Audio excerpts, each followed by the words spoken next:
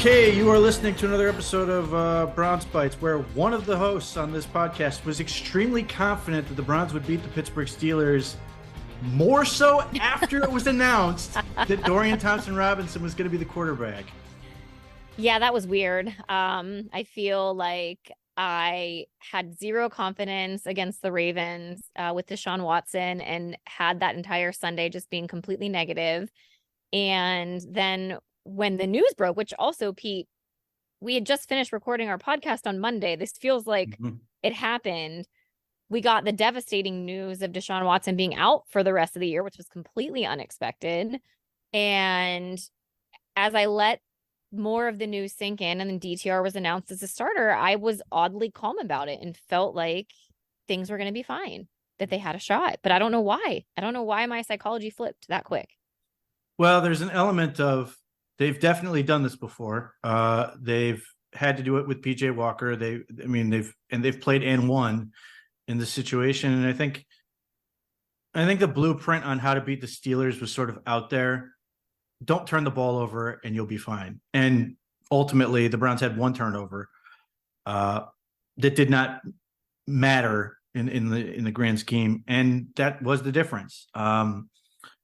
They were able to win 13-10. It wasn't the prettiest thing ever. In fact, the second half featured a whole lot of ugly football, but they got there. So, here we sit 7-3. In a situation where if the Browns lose 4 games the rest of the year, they have 7 left, they can go below 500 and they'll still get to 10, which is crazy to think about considering where they're at and what else they've got. And then unfortunately, we learned today, Rodney McLeod's done for the year. As soon as they said the word bicep and out, I knew that was coming. And then Anthony Walker Jr. is week to week with a hamstring injury, which is one of those things I suspect will hang around for longer than people would like. Again, it's one of those injuries that just sort of sticks around. But anyway, the way this game worked out, look, they had a good formula. Protect the football at all costs.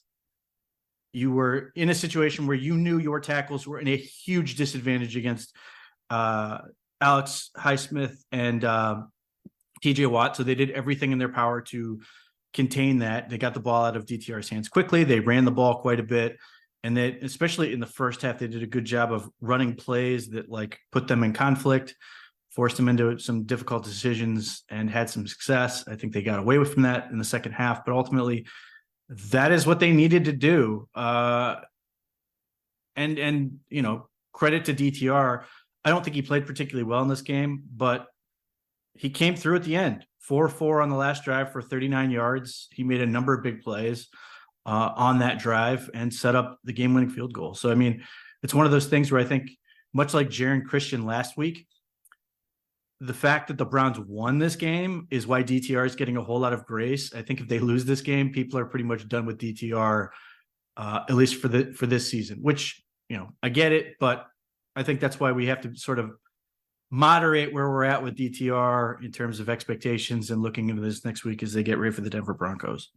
Oh, he knew that. That's why he had that reaction that he did. He was crying on the bench. He was probably just overcome with a lot of emotion, and rightfully so. And I just have to say, Pete, I'm really happy I was on mute because Maddox just appeared in the video. I think you saw him. One of our producers, yeah. One of our producers, yes. So for the people that don't know, one of our dogs passed away today, and we had to break the news to the kids after school because it happened during the day.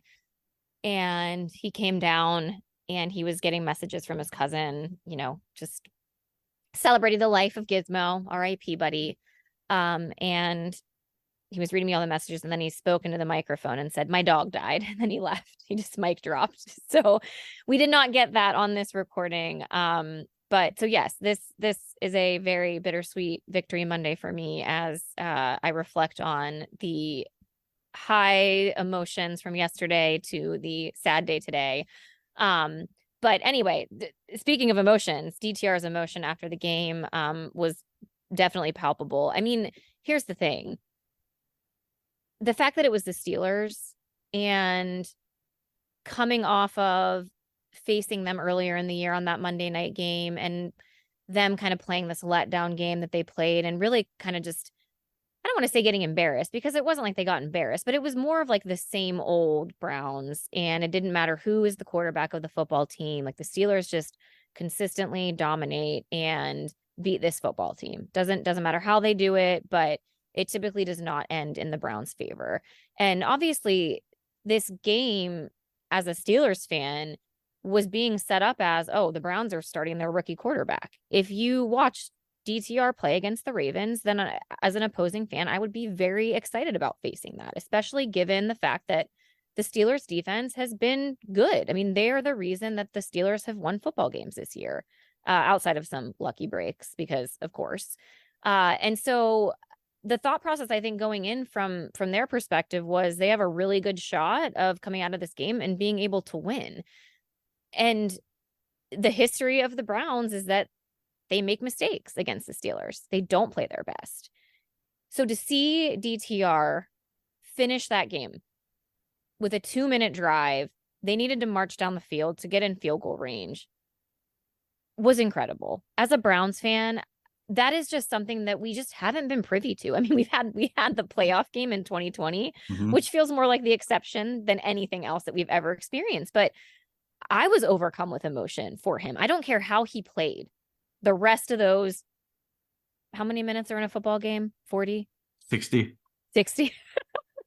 Is it 60? They play 15-minute quarters, yeah. God, it's crazy that I feel like I don't ever pay attention to that. It's not the NBA with 12-minute quarters. Okay, so the balance of the 58 minutes, I really don't care about. Like those final 2 minutes, like that was enough for me. And being there in person, Pete, was number one. I usually don't feel as nervous watching in person. I was a jumble of nerves yesterday.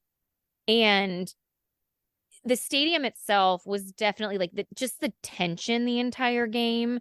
It was a slow game. It was a little bit boring. Yeah. No, there's no getting around it. It was a slow. I mean, I texted Pete. I went down to the pro shop before halftime because I really wanted to buy the sweatshirt of the game, which I am wearing today. Doesn't it look beautiful? It's probably the best thing that I've ever bought. So I missed the 2-minute drive where they kicked the field goal. I saw the final 50 seconds on the TV screen, but I had to admit that to Pete that I actually left to go buy the sweatshirt. And they performed really well. Yeah. So I was not going to leave my seat for the final 2-minute drive. I did not. However, my husband did because he had to go to the bathroom. So then there were a couple of fans behind me and they were like, please text your husband and tell him not to come back. So he stayed down in the bathroom because we were in a jinx situation, you know, like it couldn't, we couldn't test those waters. But yeah, listen, I don't know what the go forward plan or strategy is, but my faith really lied in Kevin Stefanski. That is where I felt the utmost trust and confidence in him to be able to get DTR right and prepared for this game. This was a monster Kevin Stefanski game. Yes. Let's start here. He outcoached Mike Tomlin. Mike Tomlin with a granted young, but a quarterback who's played and a largely veteran team. And granted, the Steelers were missing a lot of guys on defense. Micah Fitzpatrick was out. They had lost both their inside linebackers the previous week. They were down some guys. But the Browns had one penalty the whole game, and that's not necessarily coaching stat. It just stands out. They were fantastic in game management in terms of holding on to their timeouts. They had 5 of their 6 on the last drives of the halves. Meanwhile, and just in terms of operationally, in terms of DTR getting in and out of the huddle and doing all those things, they were great. You know who wasn't great? The Steelers. Wasted multiple timeouts in the first half, had to call timeout because they had too many men on the field. They had all these other fiasco things with like delay of game. I actually felt like they should have gotten a couple more penalties for 12 men on a field because it was like so weird. Sometimes they like there wasn't even a timeout used. Something weird happened where like the play just stopped and like then the Steelers like frantically like ran someone off. It was weird. It was weird. And then the biggest game management failure of the Steelers, and we'll talk about this with defense, was Jaylen Warren, who killed the Browns, got 12 touches, just murdered the Browns. Yeah. He touched the ball 12 times. It's a week after Keaton Mitchell touched the ball 4 times and had like 60 something yards and set up two touchdowns or had 2 touchdowns. Jaylen Warren was the guy. I even wrote this leading into the game. He was the guy I knew was going to be a problem for the Browns. And he touched the ball 12 times. I thought he only touched it 9 times. Oh, well, he had receptions. He had a couple receptions. Okay. They were a mess. Like, if you were just to look at this, and this is like leading up to the game, there were a bunch of Pittsburgh radio hosts who were like, "Oh, this is a Mike Tomlin game. This is the Mike Tomlin. This is the game where Mike Tomlin wins the football game for the Steelers."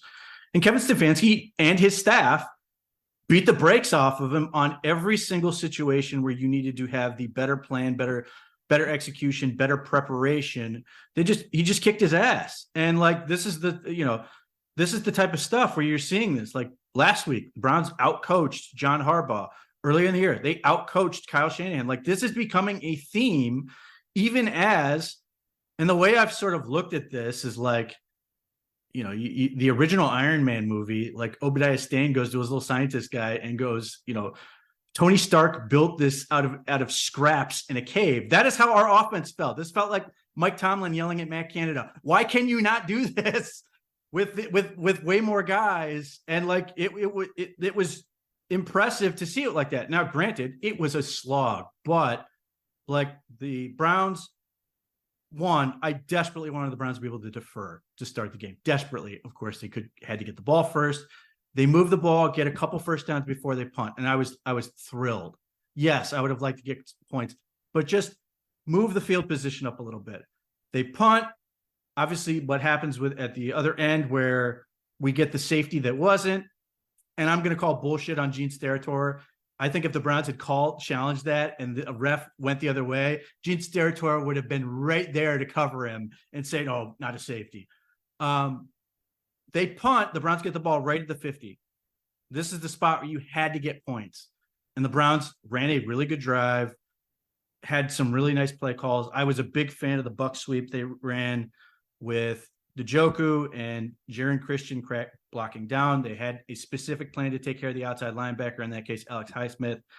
And they converted 2 third downs with DTR with his legs once that drive and once later in the game in the third quarter, I think, where, they suddenly have 2 pulling linemen and they just win with numbers. They just had more guys than the Steelers did out there and picked up yardage, but they did a lot of those things that were like smart. And I grant that it got sort of frustrating watching the third quarter, but like in the early drives, the Browns it wasn't easy running the ball, but they were finding holes to run the ball through, and you saw them moving. And DTR made a couple good throws, missed a couple layups, I thought, and then obviously we watched throughout that game drops, just endless amounts of drops, which was equally frustrating, then sort of really set up to the offensive wide redemption arc that was the last drive of the game. It was great. And they get that touchdown. And like at that point, I felt really good about this. This was the perfect setup. Your rookie quarterback in a second start. The Browns powered the ball down the field. The Steelers didn't look like they had a lot of great answers. Again, was not easy, but they got the job done, up 7-0. And you're like, this is perfect, considering how many weeks in a row the Browns have decided to spot the other team 2 touchdowns before deciding to get involved in the game. And then they let the defense sort of take over. It was great. So again, I was really happy with what I saw from Kevin Stefanski. I thought he set up his offense for success. And it wasn't pretty. There were a lot of mistakes, but it just allowed them to get on track. And then, you go to the last drive of the half when you were at the pro shop and there's like, I think 5:24 left in the half. And my immediate thought was when they get the ball, just please find a way to get rid of the clock. I don't want the Steelers to get the ball back again. Just find a way. And they did. To go to the pro shop. 17 plays for 77 yards or whatever. Yeah, 77 yards. And yes, it would have been great if Njoku could have caught that ball in the end zone. I thought it was a great throw. would have been a very difficult catch. Maybe should have been DPI, but they get out with the field goal and you're going to the half 10-0. Like, this is another situation where the Browns have been winning on those margins. How many times this year? I think your dad has even stopped complaining ever since the Colts game, where he said, I would have cost the Browns 10 points. Yes. And then, so you had that last week in Baltimore where they were. Hang on, wait. I got more dad tweets for you. Because his conservativeness continues regardless of. Okay. Here we go. So this would be in like the final 5 minutes of the game. Let me see the timestamp here. 3:45 p.m. I think that put us fourth quarter. Maybe. What time you say? 3:45. Yeah, we're in the fourth quarter. Pittsburgh should be conservative here. Even if they don't get a first down, they punt and will get it back. Then they can be aggressive on their last possession. Of course, I coached to not lose. That's him. And he said DTR needs to run. Then there's my positive mom sending prayer hands. Then at 3:51, he says dumb time management. Not running the clock down to the 2-minute mark may give Pittsburgh enough time. Then he says, here he goes, 3:53, still going. We could have run the clock down to 2 minutes and 2 seconds and ran our play. Second down would have been after the 2-minute mark. A first down here makes it tough for Pittsburgh to have a chance. Okay, then we thought we were screwed because Pittsburgh got the ball back. And my brother-in-law says Njoku needs benched. and then the texts are, this scares us. Rookie QB, divisional game, under 2 minutes. What could go wrong? Then my dad said, why did we call a timeout? I was really confused about that timeout before the field goal. Okay, so there's a lot of things there, but that timeout's a really good conversation. This is another area where the Steelers arguably mangled the clock. The Browns punt. The Steelers get the ball back with less than 2 minutes to go. They call 3 passes in the row. Oh, that's right. They only wasted 14 seconds. Completed none of them. Yeah. And suddenly gave the ball back. Now, on one hand, you're sitting there going, well, given what the Browns have been doing, I sort of get it. On the other hand, none of those plays went to Jaylen Warren. And you did run into a situation where you're suddenly giving the ball to the Browns. You did not get a great punt. The Browns, James Prochet had a great game returning punts. Set the Browns up at their own 35. And you have like a little over a minute, and 2 timeouts. Like, it wasn't a question of if the Browns had enough time. It was entirely an execution question. And then the first play of that drive, DTR hits Elijah Moore for 15 yards, and they're already at the 50. At that point, the Steelers had to be like, oh, crap.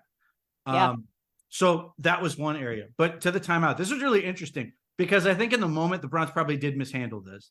Okay.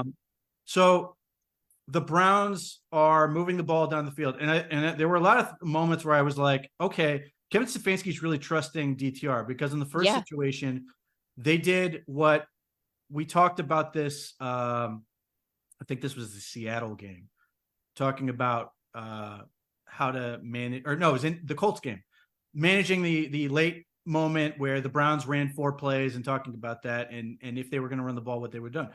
So in this case, they called 2 plays in the huddle. DTR completes the first one. I think that was to Amari Cooper. They run right up to the line, and I think that's the one where they go to Kareem Hunt 5 yards to the sideline. So you end up in this situation, and the Browns had completed a pass completed a pass, and then the Browns immediately called timeout. And it looks really bad in the moment, especially because the Steelers then immediately had a guy down with injury. Like, it would have stopped the clock, and they would have had to use their timeout to stop it all. I think they would have been perfectly fine having a 10-second runoff at that point. So the question is why? Because you're out of timeouts. You're sort of in this weird, sort of no man's land area. Certainly you're in range where Dustin Hopkins has a shot at the field goal. It's in the 50s at that point. And I think that is a mishandling of the situation in some respects, though I think what they did was Kevin Stefanski called timeout because he wanted to make sure everybody was on the same page as what they were going to do, particularly DTR. And they come out of that timeout, And that is a play. I think I thought they were going to run it. I thought this was a situation where the Browns could be like, yeah, we're not going to do Seattle again. We're not going to run into that situation where we put the ball up in the air. And they came out and threw the ball. And that is where David Njoku caught the ball and fought forward for 11 yards. And now it's suddenly a field goal in the 30s. So that is where you sort of look at this and go, okay, the timeout's worth it because they make that play, because they get the extra 11 I thought yards. he called the timeout though, and they ran the ball, and then they had to snap it. No, that they called that play first, then they run up. Something else happened in the between there, and then ultimately they got in a situation where the Browns ran the ball once and then ran up and spiked it, and a lot of people were pissed that they didn't kick the field goal. And the reality is they had 16 seconds left at that point, which is plenty of time. They run the ball, get 2 more yards, which didn't really mean much, but whatever. They get up and they spike it.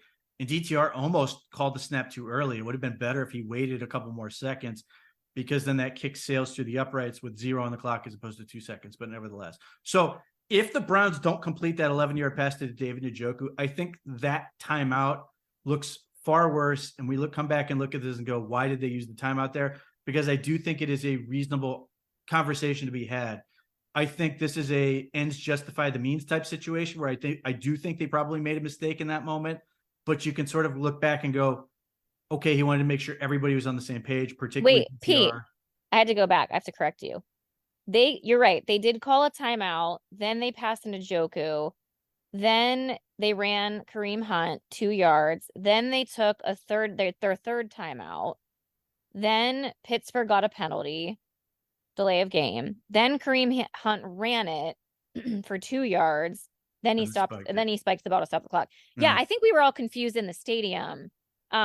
It was weird because they called the timeout and then they ran a running play without any timeouts left, knowing that DTR was going to have to then go spike the ball, like get everybody set and then spike the ball. We were all like, terrified. So yeah, again, I think it just comes back to being extra sure that DTR and the rest of the offense knew exactly what they wanted to do and made it happen. Like I said, I think that's an area where you can sit there and nitpick, but I think given the situation, given the personnel, I sort of understand the approach. And ultimately, thankfully, it worked out. But yeah, it's fair to question that. So there were a lot of things that played out through this game that were really interesting to me, particularly the drops. Because I was watching this live watching this, and you just sort of lose track of what happened. It felt at the moment when Njoku caught that ball for 11 yards, that was his first catch of the game. Honest to God, yeah. It felt like that. He had caught 4 other balls and had like a pretty productive day, but because there were just so many drop balls, he was targeted so many times. Yes. And he was not good. No. And I think it sticks in your mind too, right before halftime. Yeah. His drop. And that was honestly, that would have been a hard catch to make because he was turning his body around. But still, like, your hands are there. It just felt like the David Njoku of old. You know, like that's what he used it was a throwback that gave a lot of people that ammo to criticize. Yeah. And it was weird because it was an Elijah Moore problem too. Now he didn't have as bad, and like DTR at one point Elijah Moore drops an easy one, and then DTR, to his credit, goes right back to him. He catches it, fights for a first down. I really liked what you talked about, the emotions of DTR, and he was an emotional guy. I thought at one point the Browns might consider going back to PJ Walker sort of late, but I really liked what he had to say in the post game when Mary Kay Cabot asked him about overcoming the drops, and his answer was like really good. He goes, "Did you see my first game? Of course I'm going to trust these guys. They trusted me in that situation, so I'm going to trust them in this one." So I really like that answer, and he's right. And look, ultimately, yes, Njoku had a miserable football game, and Njoku was the first one to say this is unacceptable, and then proceeded to FaceTime Kevin Stefanski at home on his own jugs machine. But here's the thing. Elijah Moore, who had at least the one drop, may have had another one, goes and catches a 15-yard pass to start the last drive of the game. Njoku makes the 11-yard catch to advance them to where they're going to kick the field goal. And like, for all of the miscues that they've had, DTR included, they all managed to endure and get through it to come through and get the drive they had to get. So I'm not going to say that David Njoku was good. He had a miserable day. He kept trying to run before he caught the ball, kept taking his eye off of it. And then, there were plays there, and it made DTR, who I don't think DTR played particularly well, but that certainly made him look worse when these guys are dropping balls and stuff like that. I just really liked that you sort of got this moment where all these guys came through for you. And I would include Kareem Hunt in that mix. Kareem Hunt was miserable running the football for most of that game. And then I think it was like 9 carries for 16 yards. And then his last carry, 16 yards, as he hurdles over the guy. And you get that Dumb and Dumber moment of, completely redeeming yourself. Because I was fed up. He was so slow and he kept turning sideways. And it was great. So, again, you had that whole final offensive drive of just guys figuring out. And then the no doubt Dustin Hopkins field goal. He comes through again in a big way. And then, you get, one of the nicer moments of this is, the Browns have dealt with so many injuries this year. They've had so many guys go on IR. They've lost so many guys that their play-by-play guy had to go out for part of the season. He comes back, and then after the game, they give Jim Donovan the game ball, which, if you've seen the video, it clearly means the world to Jim Donovan that he got this game ball. But yeah, and that was obviously a great moment for everyone involved because Jim Donovan had been out battling leukemia. This was the first game he was back, got to smash the guitar, though at, I think, 67 years old. That didn't go easy. But yeah, it was just a great moment for him. That was incredible. And Nick Chubb was announced right before as well, as the players were running out. So there was just so much energy in the stadium, and having Jimmy D come back with the guitar smash and just having him come back for his first game again since the beginning of the season, and to call it against Pittsburgh and to have them win in the fashion that they won was just special. And I'm really happy that they recognized him, or that Kevin Stefanski gave him a game ball, because collectively as Browns fans, though we've suffered many, many years, Jim Donovan has been the one consistent for us throughout all of it. So I love that. And arguably has a better attitude than anybody about anyone, right? It's amazing. If you want to talk about someone that has just a glass half full mentality, it is Jimmy D.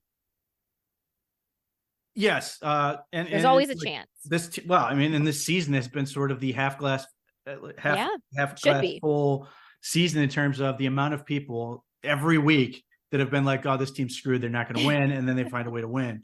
Who tweeted that last week after Deshaun was announced as out for the season? Was it Greg Newsome that said, he said something like, hang on, I gotta find it. Like, you don't want to jump off the train or something. There's a lot of that. Don't jump off, or jumping off the bandwagon now.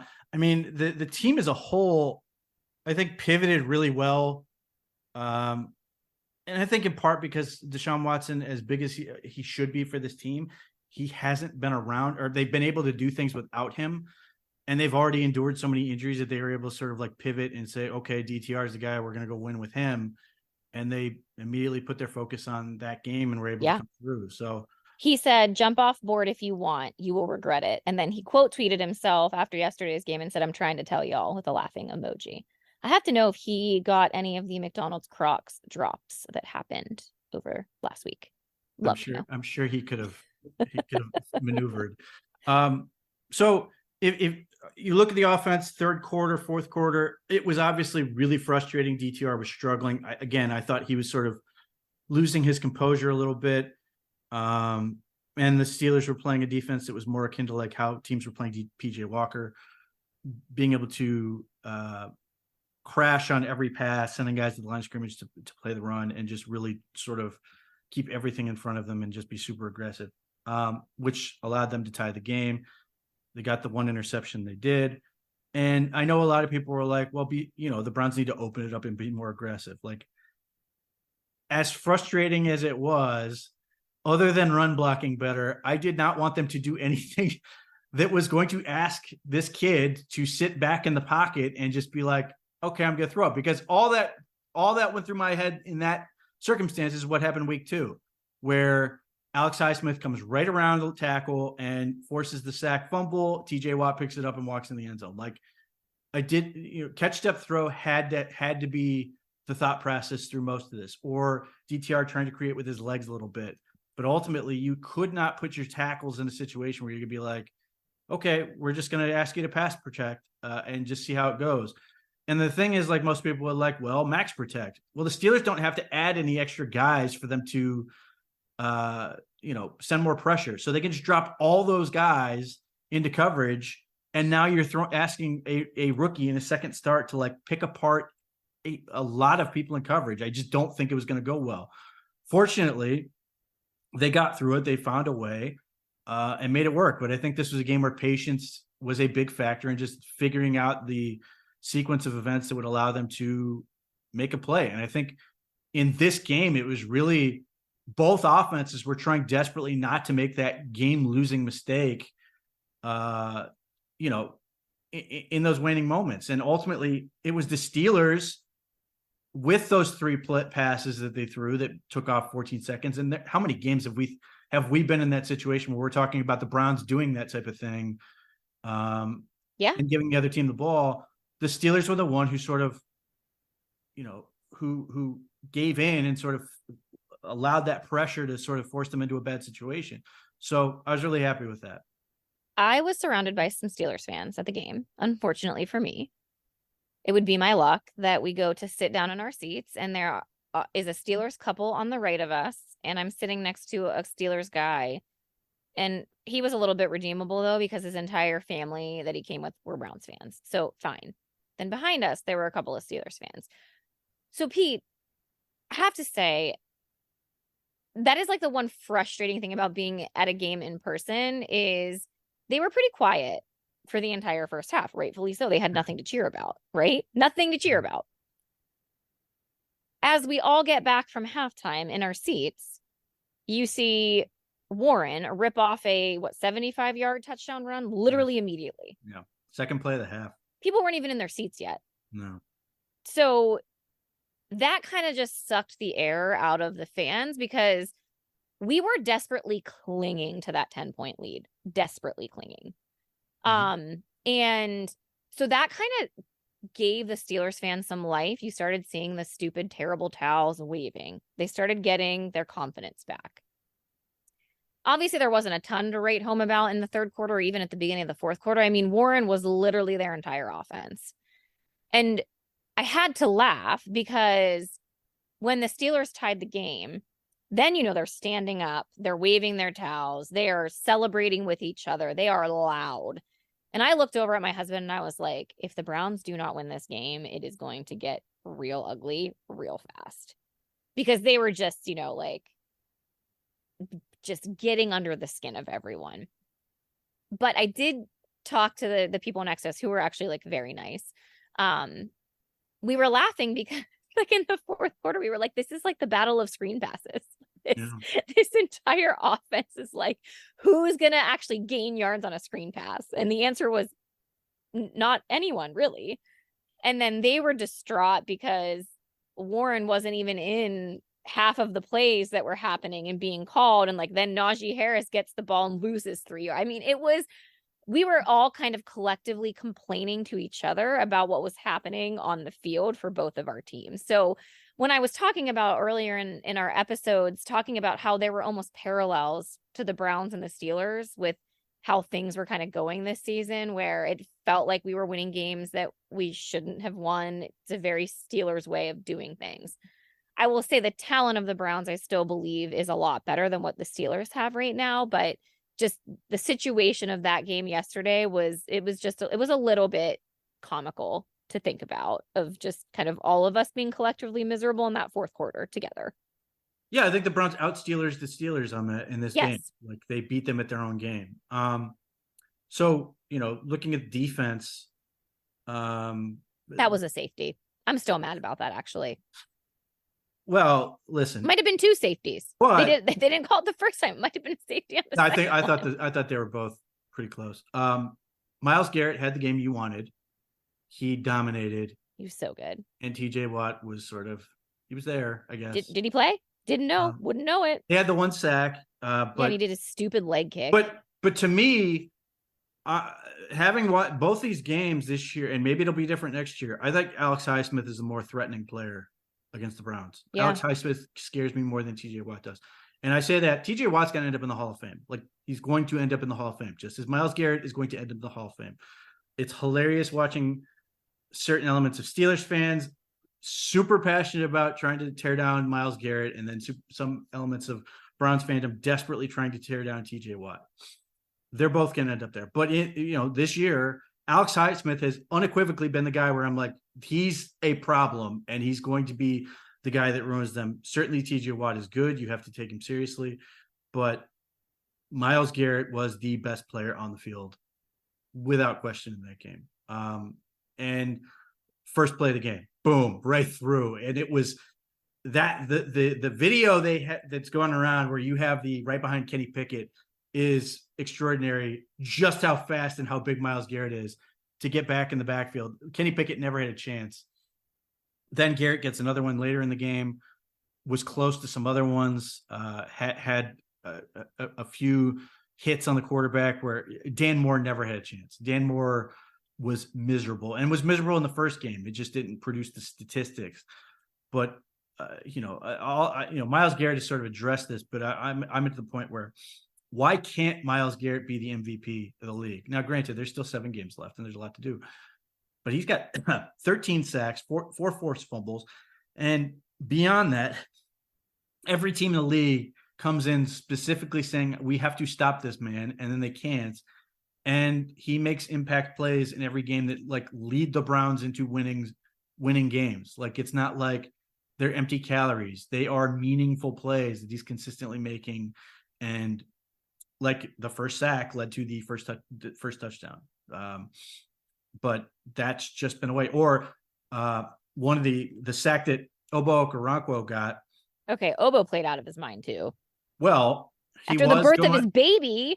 Yes, well, the Browns have a history of this. Obviously, Andrew Berry had the draft the day after his wife had given birth. Yes. And now Obo Okoronkwo's wife gives birth, and then he goes out and has a sack, 4 tackles for loss, and just was a maniac out there. And now his career high for tackles for loss for a season before this one was 9. He's at 11 now this year.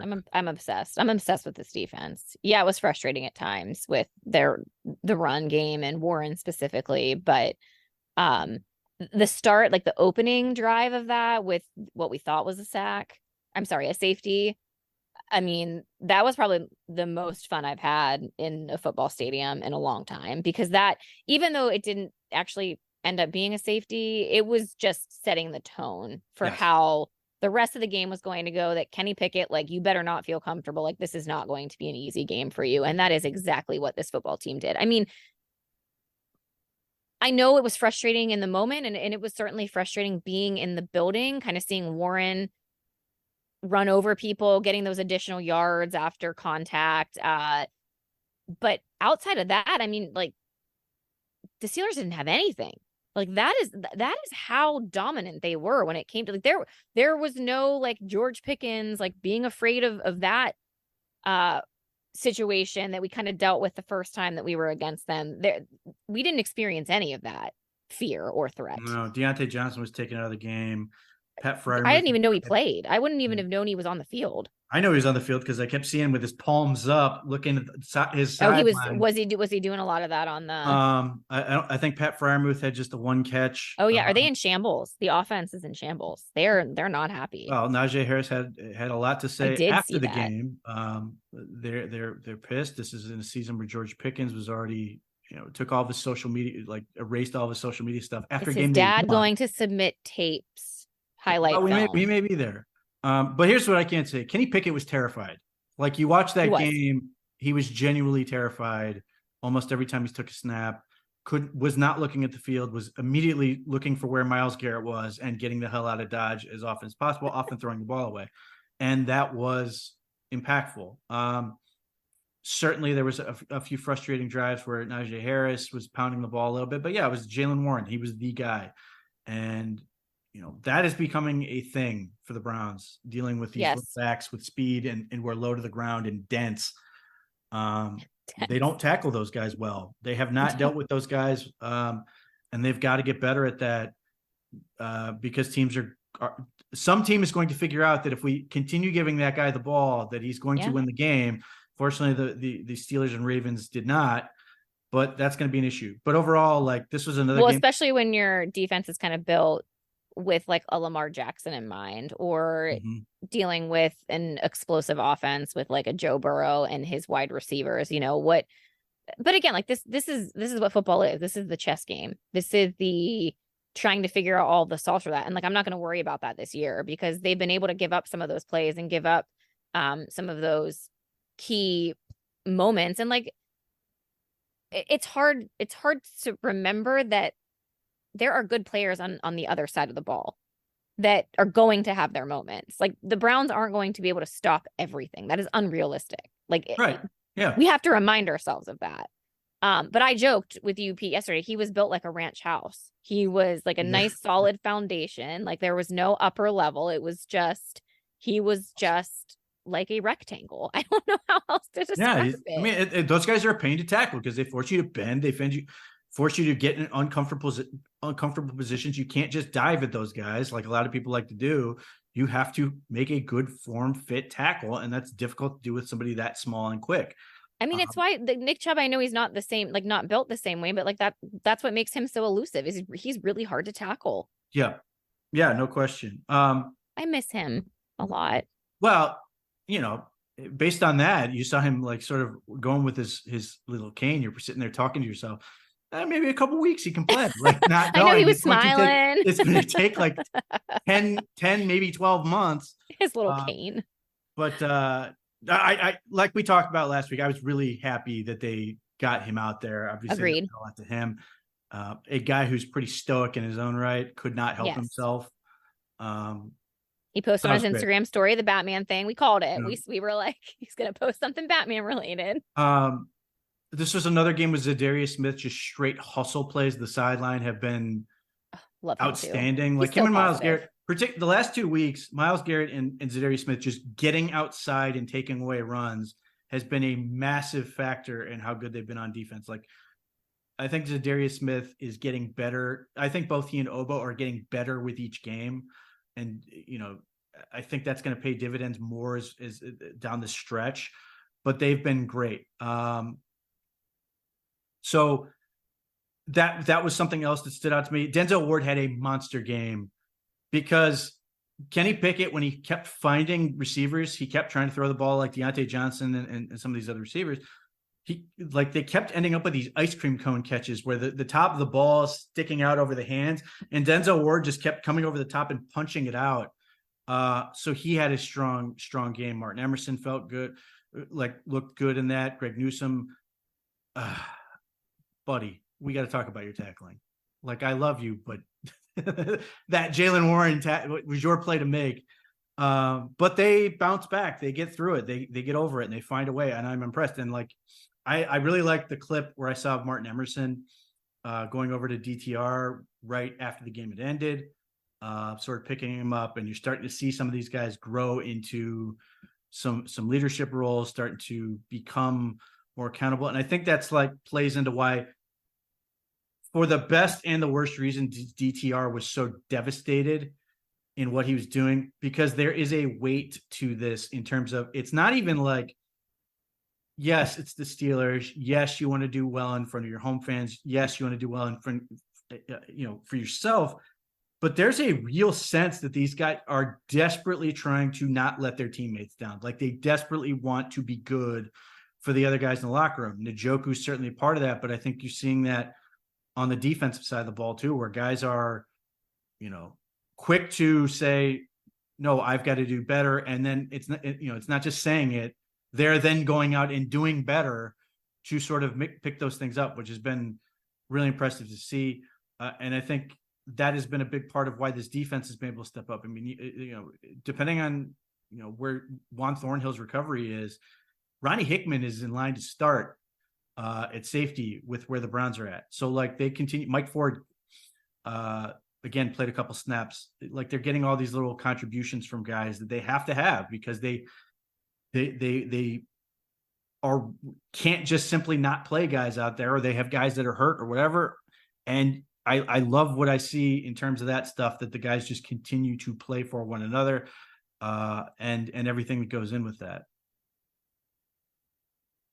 I agree. We talked about this last week, obviously, before we knew the news of Deshaun Watson, but this team really has kind of rallied around one another, regardless of the circumstances. And I truly believe they feel like such a connected unit and just on the same wavelength of, it doesn't matter what you throw at us or what happens or the injuries. We're going to find a way to win. We're going to give everything that we have. And I was happy that this wasn't a game where they had to come from behind and kind of fight and claw their way back. I liked how they set the tone, and when they needed to go win the football game, they did. They went out and they did it. So we've now, Pete, have seen multiple different ways of this team rallying and finding ways to win. This is just another check mark on the box of, okay, we should believe in this team.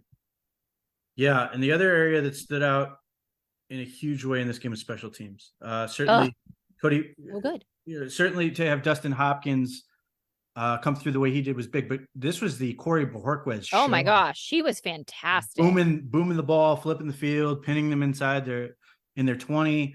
And then, like I said, James Prochet had a couple nice returns on punt.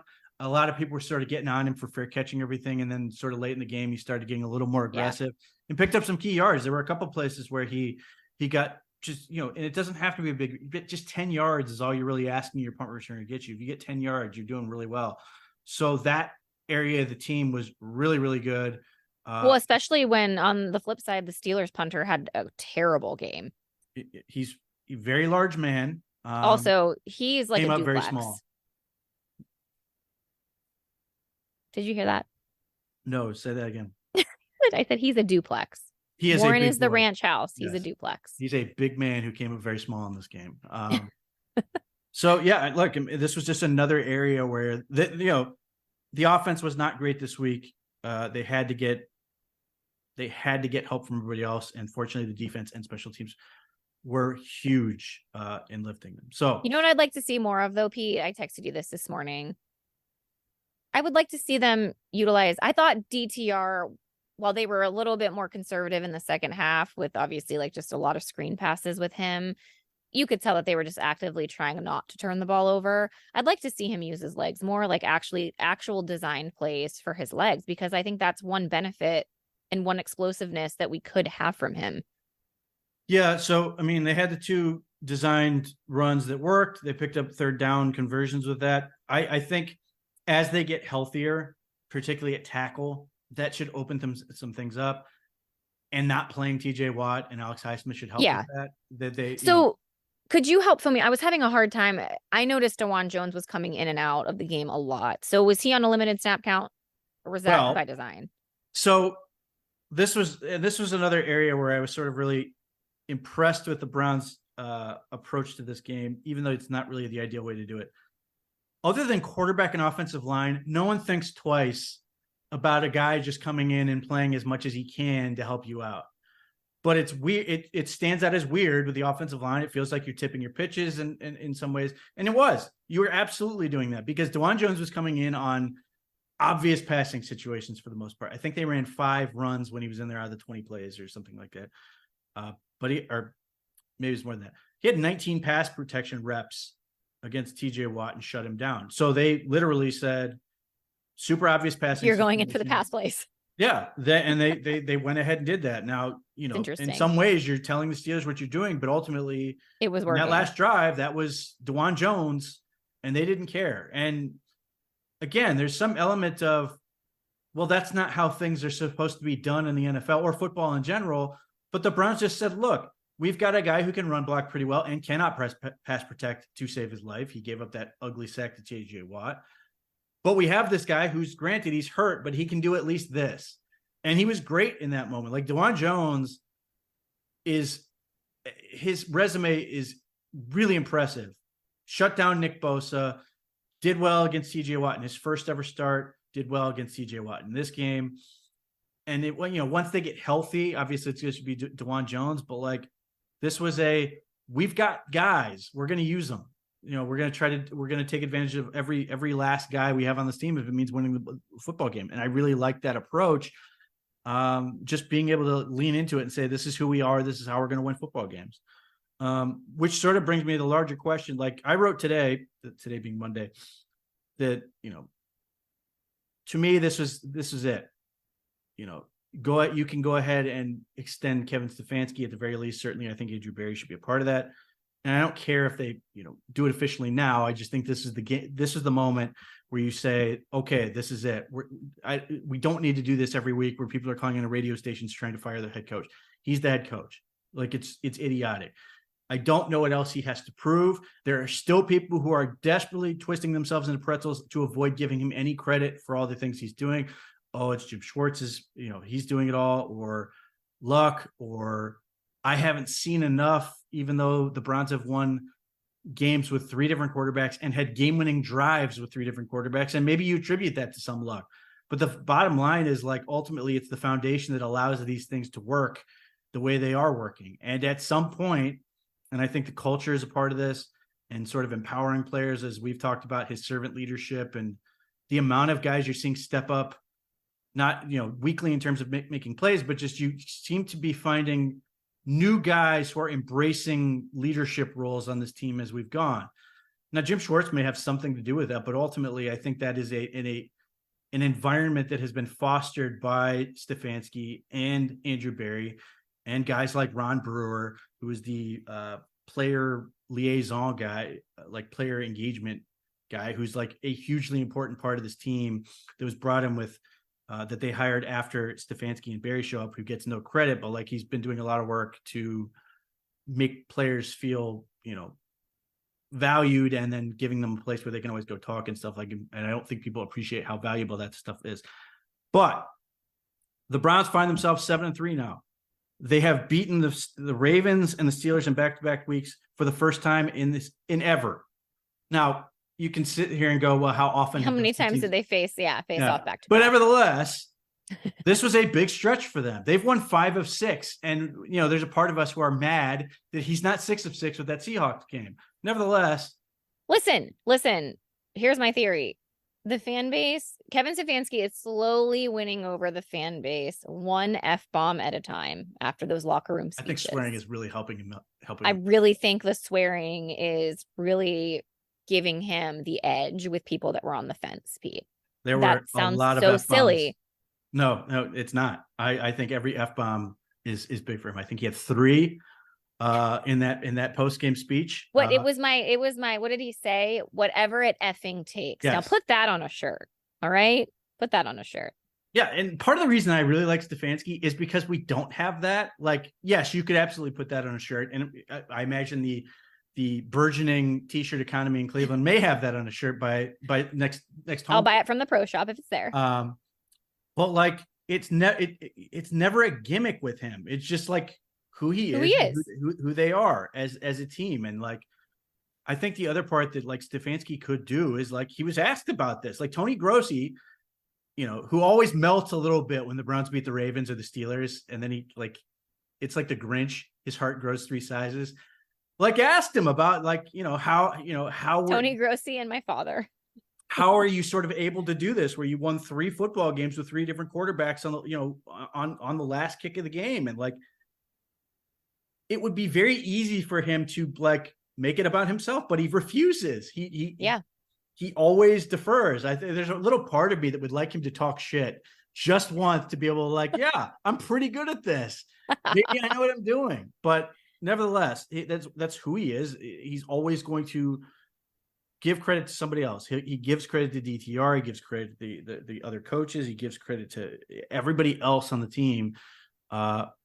Effusive with praise, and takes all the criticism to himself, and just sort of like, this is how we operate. And I think people have to start understanding, like, the reason the players are like this is in no small part because this is how they've been sort of encouraged to behave, that they have ownership stake in this team in terms of just how things go. And that's hugely important to players that often feel like meat or commodities or whatever, that don't really have sort of say and in Cleveland, which is why we've seen this, and certainly some of this stuff predates Jim Schwartz.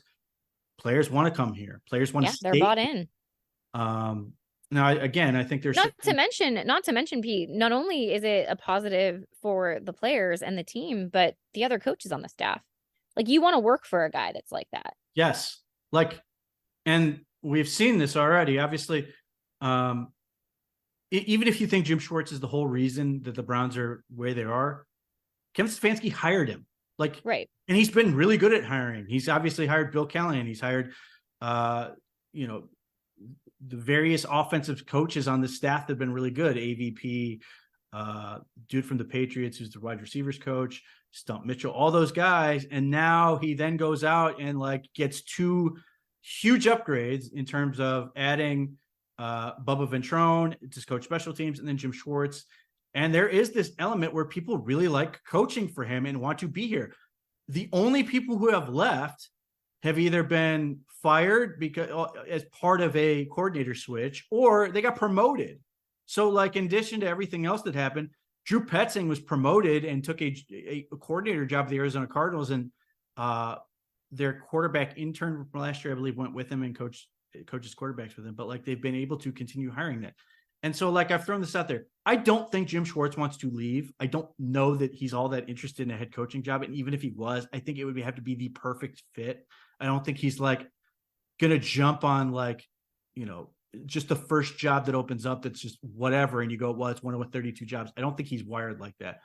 But I do think that if Jim Schwartz was to get the perfect job for him and said, I want to take this job, I think the Browns would have people crawling over broken glass to come coach this team. 1, because the defense is already really good. You have a ton of good players. And 2, because Kevin Stefanski operates the way he does. And there are some people, not just in football, but in every walk of life, who make working for you miserable for whatever reason, either because they want all the credit, ego, whatever, or just unbearable. And there is an element of this Browns coaching staff where like people seem to really like working here. And at no point do I ever suspect that Kevin Stefanski goes to his coaches in a meeting or something and goes, I'm the one who drives the bus. I don't think that comes up. I could be wrong. Maybe that happens all the time. Every week he's like, I'm just reminding you guys, I drive the bus. But like, I do think that stuff's valuable. And like, again, I don't think it's super important that the Browns necessarily sign Andrew Berry and Kevin Stefanski at contract extensions tomorrow per se. But I do think that decision should be made at this point. And I don't think they're going to lose every game possible, but part of me doesn't care. If they finish 7-10, I still think this operation works. And as I say all of these things, the Browns have the cap to be able to operate next year, and they are in a situation where Deshaun Watson, Nick Chubb, Jack Conklin, all these other players can go back healthy next year. And all of these players who are being forced into playing in this situation out of, in positions of discomfort will potentially be super beneficial because they've played this. Like DTR has an opportunity to make himself the unquestioned backup of this team for next year. DeJuan Jones, I think, will end up starting next year, has obviously taken advantage of this. Jerome Ford is obviously inconsistent, but let's say Nick Chubb is back the second half of next year. That becomes a very nice dynamic if those two are your running backs. Like, it's awful to lose these guys to injury. You never want to have that happen. But at the same time, there's this little element of they're forcing these guys to get experience and not just like drowning. They're getting good experience. They're contributing and getting better, that I think will pay dividends going forward. I would agree 100%. And it goes back to, we've never really been in a situation where I guess as Browns fans, we never really want our rookies to go in and have to make a contribution. I think the ideal world, you don't force them into being a starting player on the football team immediately, but that's where we are now. And honestly, credit to coaching, because they've been ready, they've been prepared, and we obviously need them to be. So like, this is the one thing that I think fans have kind of given criticism against Andrew Berry and Kevin Stefanski for, is that they haven't really been able to have their guys be immediately ready. I mean, you had MJ Emerson last year, and Greg Newsome, I think, had maybe a little bit more of an up and down season with question marks, but I think right now what we're seeing is these guys are able to not only get the talent, but they're able to develop them and have them be contributors right away. Absolutely. And there's no reason to believe that this coaching staff isn't just going to get better with more experience. Right. This is Right. a huge And the jump. consistency. Like, and I wrote about this, but like, I don't know that the Greenbrier was necessarily like this huge impactful thing. Although I'm sure, coming back, people will probably reflect on and go, oh, that was a big deal.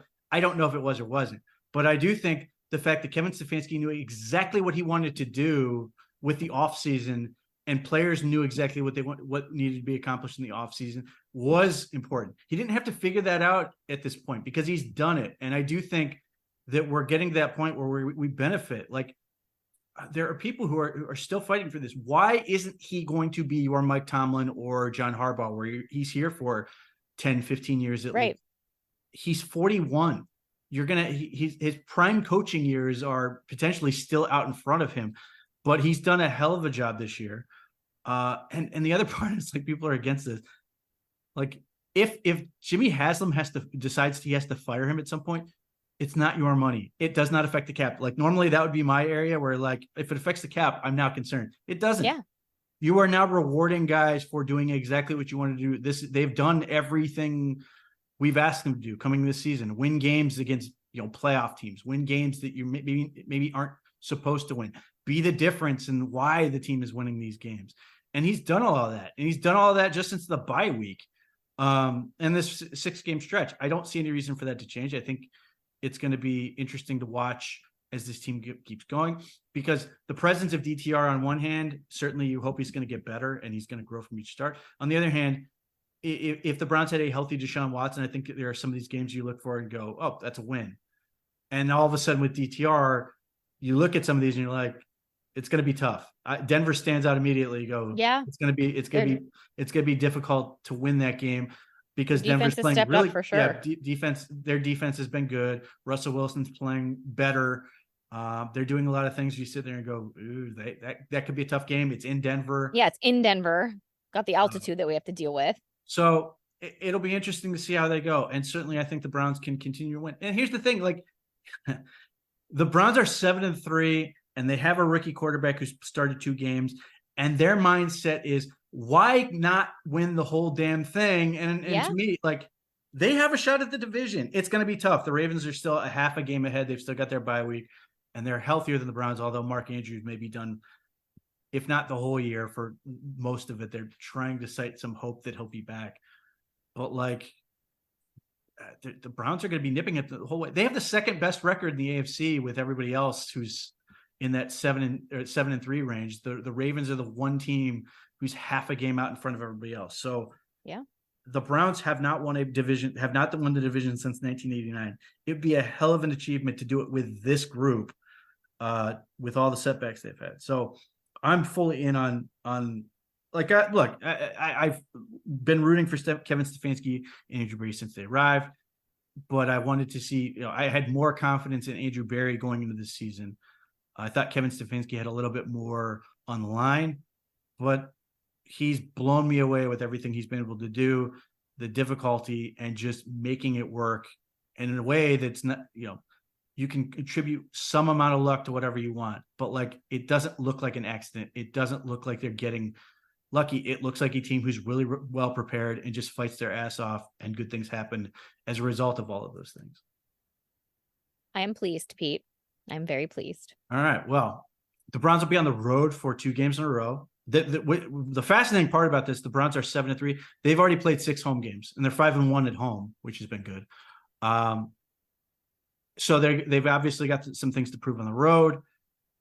Again, it's going to be tough to get some of these wins. You just never know with the travel. Both these games are going to be out west. I think if the beginning of the season was an indication, I believe at the time, the schedule, they fought to have these games back to back because I think they want to stay out in the West Coast. So that's going to be an interesting element. So we'll see what happens with that.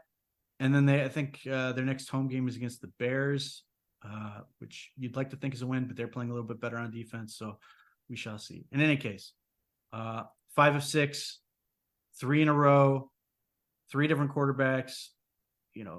it's funny that like this should be, again, coming out of that Ravens game should be an era of unbridled enthusiasm, but because of the Deshaun Watson injury, we're having to sort of gut it out every week.